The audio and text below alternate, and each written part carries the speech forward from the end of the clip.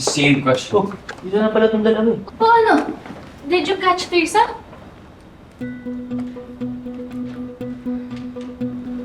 I lost her. Vodka? One that got away. Wala man lang tayong napala sa mission na to. Mali. Dahil may nakuha pa rin kami.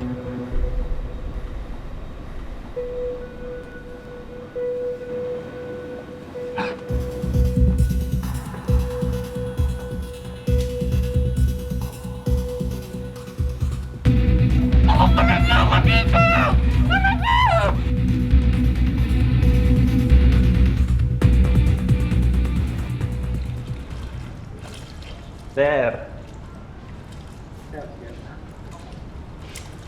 Poste kayo. Poste kayo. Gil. Gusto ko daw makausap ni Trigger bukas. O tapos, pagtutulungan niya na naman ako. Isipin mo na kung ano gusto mo isipin. Basta yun lang yung pinasabi niya sa akin. Basta bahala ka na kung pupunta ka rin din, ha? Hoy Miguel, hindi ka pa ba tapos dyan? Bilisan mo! Kayo! Hindi po ba kayo tapos mag-CR? Okay na. Okay na. Okay na. Sir.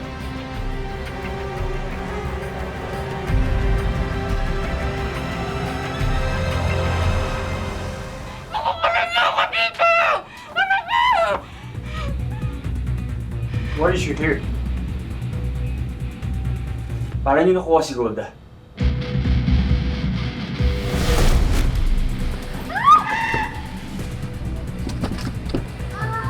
Ate! Golda?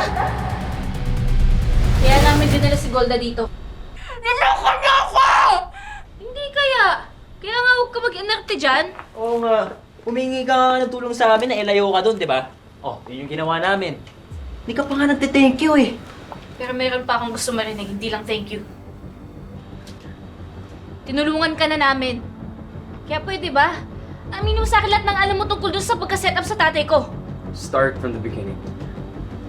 And don't name any detail. Yes, kung sinabi nila. Salita ka na. Sa spa nangyayari lahat ng mga transaksyon. Tapos yung loloy, siya yung kontak ko na nagbabagsak ng mga supplies. Supplies meaning drugs? At doon ako nahuli ng tatay mo. Pero imbis na ikulong niya ako, ginawa niya akong informant kapalit yung kalayaan ko. Kaso nalaman ni Parak. Si Diego. Iniintip lang naman ako kaya ako nagbigay ng tip eh.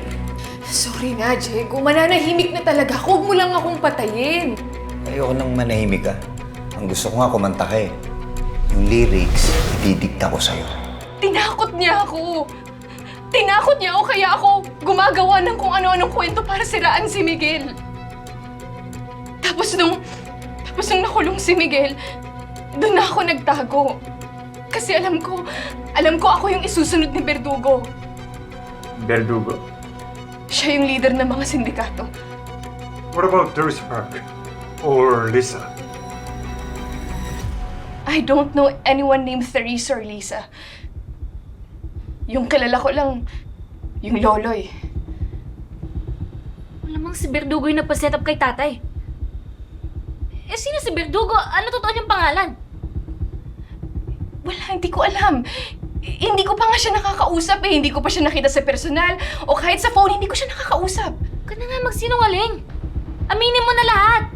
Hindi ako nagsisinungaling sa inyo. Ano ba? Sinabi ko na sa inyo lahat ng mga alam ko. Kung ayaw niyong maniwala sa akin, ito problema niyo na yon. Alam nyo, pagod lang tayo lahat. Ang dami nangyari ngayong gabi. Mabuti pa, magpahinga na lang tayo, no? Joey, bukas na ito kausapin ha. Ako na magbabantay kay Golda. Ako na. Magpahinga na tayo.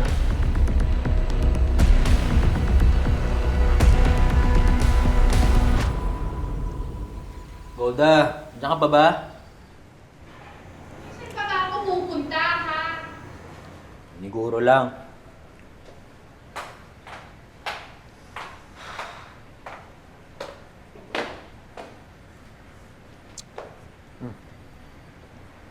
Ano pa ba yan? Kakausapin ko pa yan eh.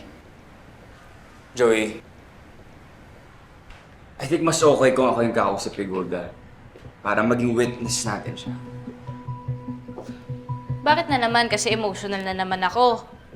Eh siguro naman kasi may pinanggagalingan yung galit ko eh. Pero naman talaga, alam naman natin yun eh. Nakasira siya sa tatay mo at pati na sa family niyo. But we have to strategize to get Golda on our side. Yeah, he's right. Scaring and antagonizing her won't be helpful. Sige, fine. Para kay tatay, hindi ko siya papatulan. Siguraduhin lang niya makikipag-cooperate siya.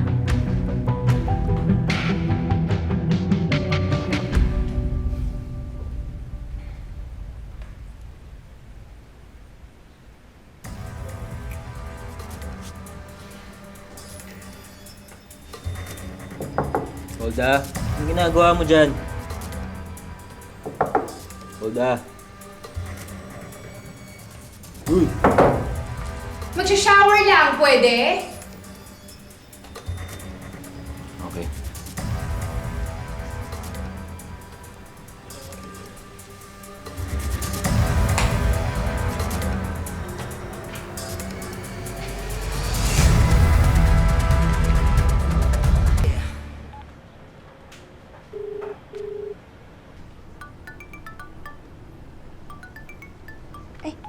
Anak, kumusta? Hello, Nay. Kamusta ka po? Okay naman. Ay, Nak, Naku, hindi ka maniniwala sa nangyari sa akin kagabi. muntik na akong mamatay. Po? Paano po? Sinama kasi ako ng boss ko dun sa isang Party. Tapos nagkagulo. as in barilan na yung gulong yun. Hindi namin alam. Yung nag-imbita pala sa amin, sindikato. Pero, ako, May lumigtas sa akin, si Boss Budol. Eh, hindi, yung ano, si Boss Idol, naalala mo yung kapatid ng boss ko? Hindi ka po nasaktan, Nay? Hindi, anak. safe ako. Niligtas nga kasi ako ni Andrew. Tsaka alam mo, nag-sorry siya sa akin. Sa ginawa niya sa tatay mo, sa akin. Nakita ko naman siya, naramdaman ko yung sincerity niya. Mabait pala siya, no? Matapang. Saka alam mo, hindi talaga niya ako pinabayaan kahit nandun yung kapatid niya.